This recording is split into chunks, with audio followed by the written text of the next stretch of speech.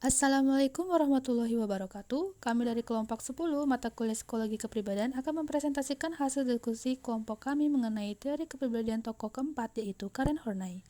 Sebelumnya, saya akan perkenalkan anggota kelompok, yaitu pertama ada saya sendiri, yaitu Owin Prita Laraswati, dua ada Sasabila Reka Itonga, ketiga Esther Liana, dan keempat Sofia Sutriyani. Baiklah, kita akan masuk ke topik pembahasan pertama, yaitu biografi dari Karen Horney.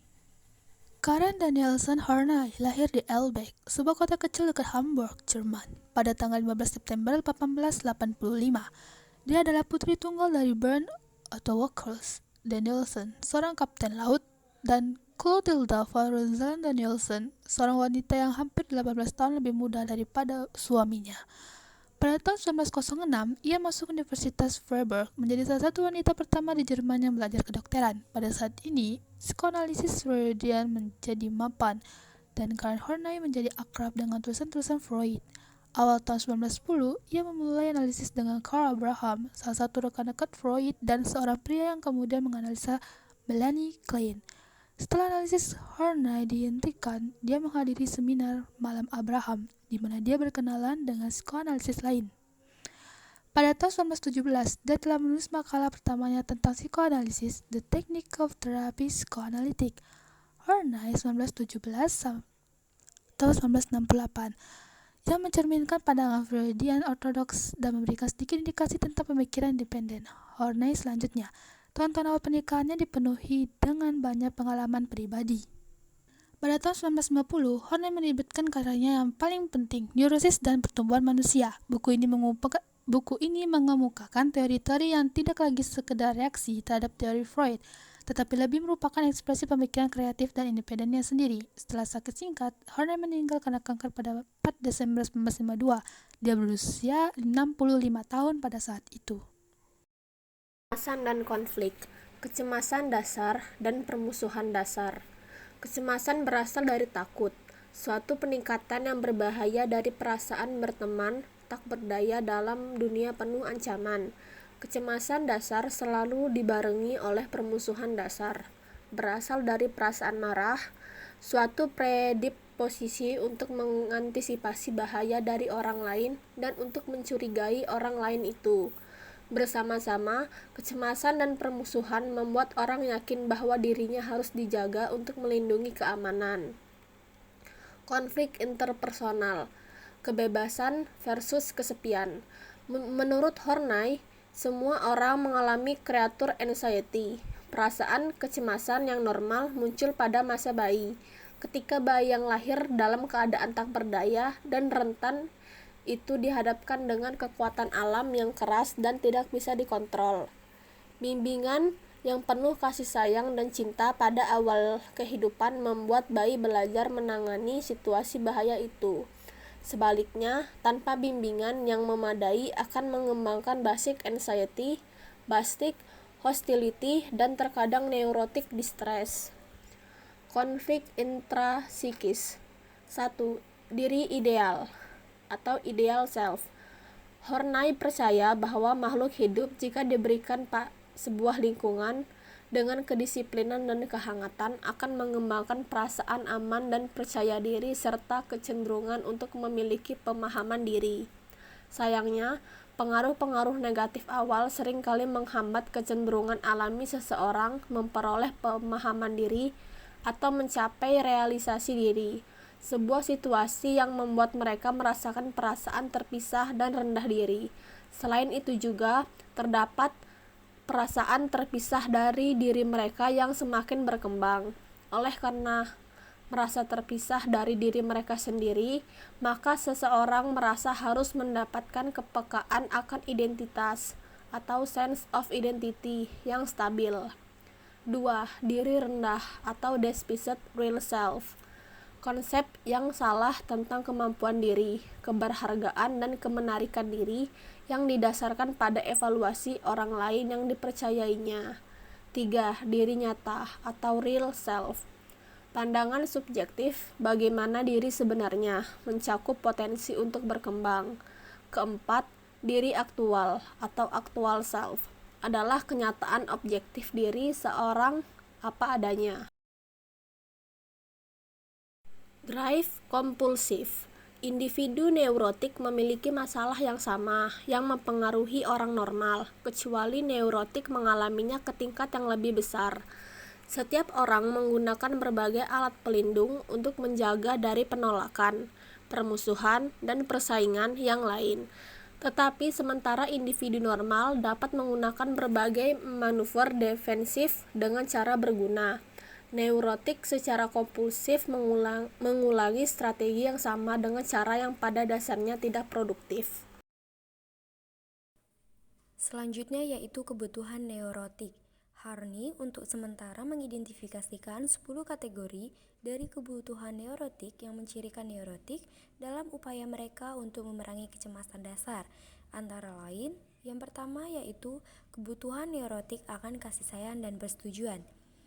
Dalam pencarian mereka untuk kasih sayang dan persetujuan, neurotik berusaha tanpa pandang bulu untuk menyenangkan orang lain.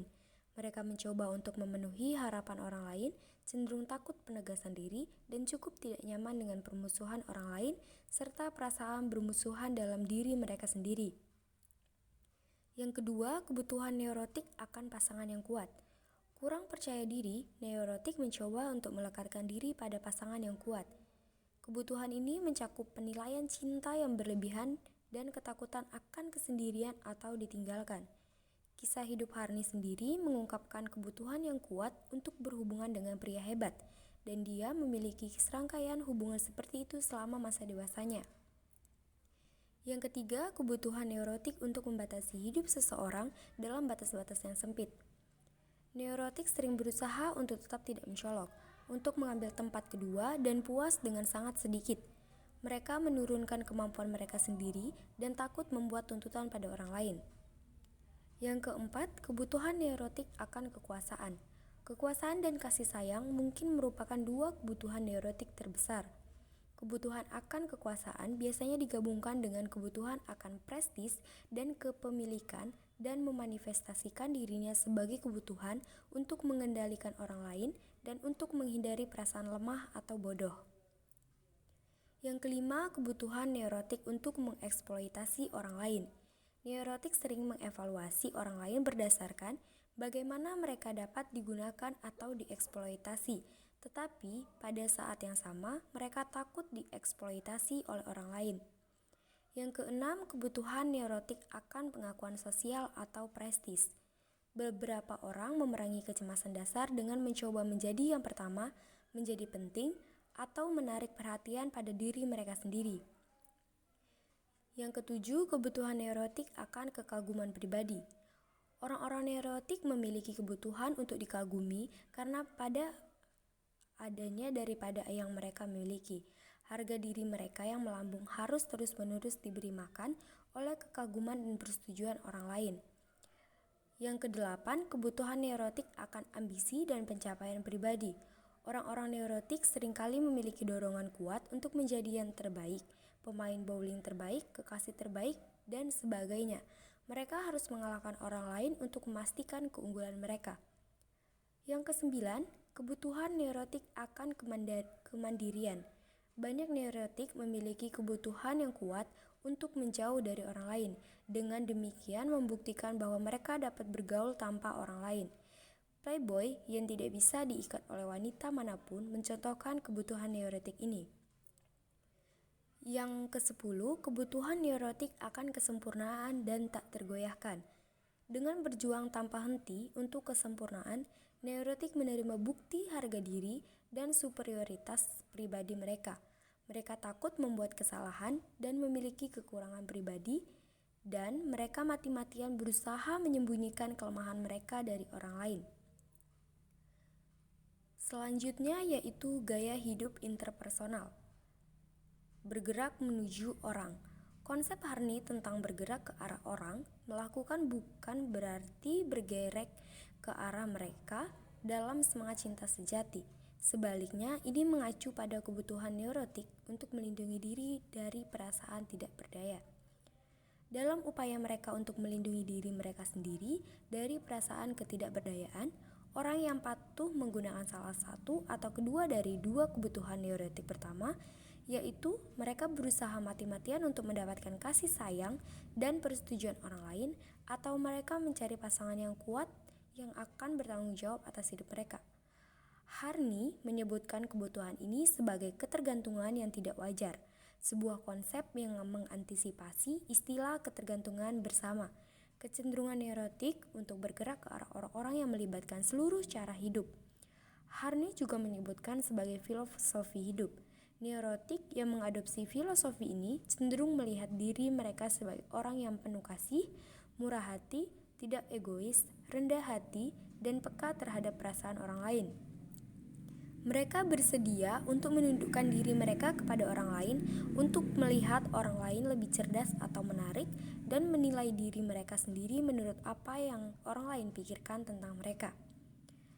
Berikutnya, bergerak melawan orang. Sama seperti orang yang patuh berasumsi bahwa semua orang baik, orang agresif menerima begitu saja bahwa semua orang itu baik agresif. Akibatnya, mereka mengadopsi strategi bergerak melawan orang. Orang yang agresif secara neurotik sama kompulsifnya dengan orang yang patuh, dan perilaku mereka juga didorong oleh kecemasan dasar.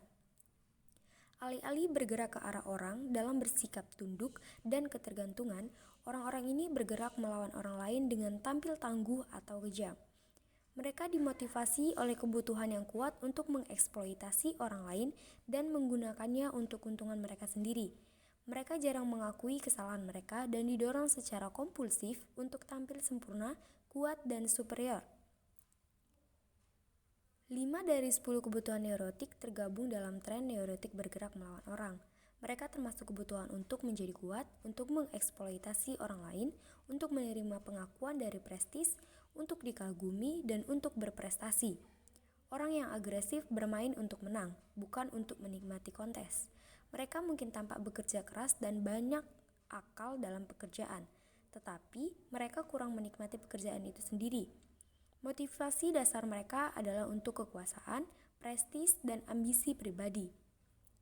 Di Amerika Serikat, perjuangan untuk mencapai tujuan ini biasanya dipandang dengan kekaguman. Orang-orang yang agresif secara kompulsif pada kenyataannya seringkali menjadi orang yang teratas dalam banyak upaya yang dihargai oleh masyarakat Amerika. Mereka mungkin memperoleh pasangan seks yang diinginkan, pekerjaan yang bergaji tinggi, dan kekaguman pribadi banyak orang. Harney mengatakan bahwa bukan untuk penghargaan masyarakat Amerika bahwa karakteristik seperti itu dihargai, sementara cinta, kasih sayang, dan kapasitas untuk bersahabat sejati, kualitas yang tidak dimiliki oleh orang agresif, dinilai kurang tinggi. Bergerak menuju orang lain juga bergerak melawan orang lain banyak dalam hal berlawanan arah. Orang yang patuh dipaksa untuk menerima kasih sayang dari semua orang, sedangkan orang yang agresif melihat semua orang sebagai musuh potensial. Untuk kedua jenis, bagaimanapun, pusat gravitasi terletak di luar orang itu. Keduanya membutuhkan orang lain. Orang yang patuh membutuhkan orang lain untuk memuaskan perasaan tidak berdaya mereka. Orang agresif menggunakan orang lain sebagai perlindungan terhadap permusuhan nyata atau imajiner. Dengan tren neurotik ketiga, sebaliknya orang lain kurang penting. Berikutnya yaitu menjauh dari orang. Untuk menyelesaikan konflik dasar isolasi, beberapa orang berperilaku dengan cara yang terpisah dan mengadopsi tren neurotik dari menjauh dari orang-orang. Strategi ini merupakan ekspresi dari kebutuhan akan privasi, kemandirian, dan sekali lagi, setiap kebutuhan ini dapat mengarah pada perilaku positif. Dengan beberapa orang memenuhi kebutuhan ini dengan cara yang sehat. Namun, kebutuhan ini menjadi neurotik ketika orang mencoba memuaskannya dengan cara kompulsif, menempatkan jarak emosional antara dirinya dengan orang lain. Banyak orang neurotik merasa bahwa bergaul dengan orang lain merupakan ketegangan yang tidak dapat ditoleransi. Akibatnya, mereka secara kompulsif didorong untuk menjauh dari orang-orang untuk mencapai otonomi dan keterpisahan. Mereka sering membangun dunia mereka sendiri dan menolak untuk mengizinkan siapapun mendekati mereka. Mereka menghargai kebebasan dan kemandirian dan sering tampak menyendiri dan tidak dapat didekati. Jika menikah, mereka mempertahankan data semen mereka bahkan dari pasangan mereka. Mereka menghindari komitmen sosial, Tetapi ketakutan terbesar mereka adalah membutuhkan orang lain. Semua neurotik memiliki kebutuhan untuk merasa superior. Tetapi orang yang tidak terikat memiliki kebutuhan yang kuat untuk menjadi kuat dan berkuasa. Perasaan dasar ketersaingan mereka hanya dapat ditoleransi dengan keyakinan menipu diri sendiri bahwa mereka sempurna, dan karenanya tidak dapat dikritik. Mereka takut akan persaingan, takut akan pukulan terhadap perasaan ilusi mereka. Selanjutnya, ada psikologi feminim. Bagi Horney, perbedaan psikis antara laki-laki dan perempuan bukanlah hasil dari anatomi, melainkan dari ekspektasi budaya sosial. Pria yang menaklukkan dan memerintah wanita, dan wanita yang merendahkan atau iri pada pria melakukannya karena daya saing neurotik yang merajalela di banyak masyarakat. Horney menegaskan bahwa kecemasan dasar adalah inti dari kebutuhan laki-laki untuk menundukkan perempuan dan keinginan perempuan untuk mempermalukan laki-laki. Meskipun Horney mengakui keberadaan Oedipus kompleks, dia bersikeras bahwa itu karena kondisi lingkungan tertentu dan bukan karena biologi. Jika itu adalah hasil dari anatomi, seperti yang dikatakan Freud, maka itu akan menjadi universal, seperti yang diyakini oleh Freud tadi. Namun Horney tidak melihat bukti adanya kompleks Oedipus universal. Sebaliknya, dia berpendapat bahwa itu hanya ditemukan pada beberapa orang dan merupakan ekspresi dari kebutuhan neurotik akan cinta. Kebutuhan neurotik akan kasih sayang dan kebutuhan neurotik untuk agresi biasanya dimulai pada masa kanak-kanak dan merupakan 2 dari 3 tren neurotik dasar. Seorang anak mungkin dengan penuh semangat berpegang teguh pada satu orang dan mengungkapkan kecemburuannya terhadap yang lain. Tetapi perilaku ini adalah sarana untuk mengurangi kecemasan dasar dan bukan manifestasi dari kompleks Oedipus yang berdasarkan anatomi. Bahkan ketika ada aspek seksual dalam perilaku ini, tujuan utama anak adalah keamanan, bukan hubungan seksual. Horney menemukan konsep penis iri bahkan kurang bisa dipertahankan. Dia berpendapat bahwa tidak ada alasan anatomis mengapa anak perempuan harus iri pada penis daripada anak laki-laki. Menginginkan payudara atau rahim. Faktanya anak laki-laki terkadang mengungkapkan keinginan untuk memiliki bayi, tetapi keinginan ini bukanlah hasil dari kecemburuan kandungan pria yang universal. Horney setuju dengan Adler bahwa banyak wanita memiliki protes maskulin, yaitu mereka memiliki keyakinan patologis bahwa laki-laki lebih superior dari perempuan. Persepsi ini dengan mudah mengarah pada keinginan neurotik untuk menjadi seorang pria. Keinginan bagaimanapun bukanlah ekspresi kecemburuan penis melainkan keinginan untuk semua kualitas atau hal istimewa dalam budaya kita dianggap sebagai maskulin. Selanjutnya ada psikoterapi. Horney percaya bahwa neurosis tumbuh dari konflik dasar yang biasanya dimulai pada masa kanak-kanak. Ketika orang berusaha untuk memecahkan konflik ini, mereka cenderung mengadopsi salah satu dari 3 tren neurotik, yaitu moving toward people, moving against people, dan moving away from people. Masing-masing taktik ini dapat menghasilkan kelegaan sementara, tetapi pada akhirnya mereka membuat orang tersebut semakin menjauh dan aktualisasi diri yang sebenarnya dan semakin dalam ke spiral neurotik. Tujuan utama terapi Horney adalah untuk membantu pasien secara bertahap tumbuh ke arah realisasi diri. Lebih khusus, tujuannya adalah agar pasien melepaskan citra diri ideal mereka, melepaskan pencarian neurotik mereka untuk kemuliaan, dan mengubah kebencian diri yang menjadi penerimaan diri yang sebenarnya. Sayangnya, pasien biasanya yakin bahwa solusi neurotik mereka benar, sehingga mereka enggan menyerahkan tren neurotik mereka. Meskipun pasien memiliki investasi yang kuat dalam mempertahankannya, mereka tidak ingin tetap sakit. Mereka menemukan sedikit kesenangan dalam penderitaan mereka dan ingin bebas darinya. Sekian, terima kasih.